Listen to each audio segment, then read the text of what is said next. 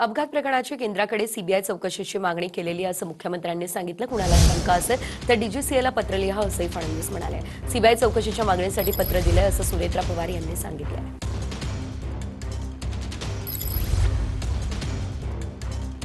CBI पण सगळ्या गोष्टींचा करेल आणि डीजीसीए करते म्हणजे त्याच्यामध्ये लॉगबुक पाहिलं जातं, पायलट्स एलिजिबल होते की नाही पाहिलं जातं, पायलट्सच्या टेस्ट झाल्या होत्या की नाही पाहिलं जातं, इंजिनचा मेंटेनन्स झाला होता की नाही पाहिलं जातं.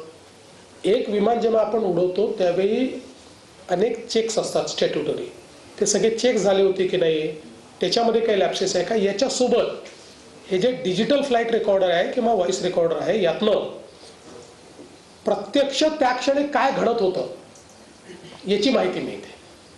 त्यामुळे मला असं वाटतं की आत्ता म्हणजे मी काही याचा एक्सपर्ट नाही आहे, मला त्यातली एक सगळी माहिती नाही आहे.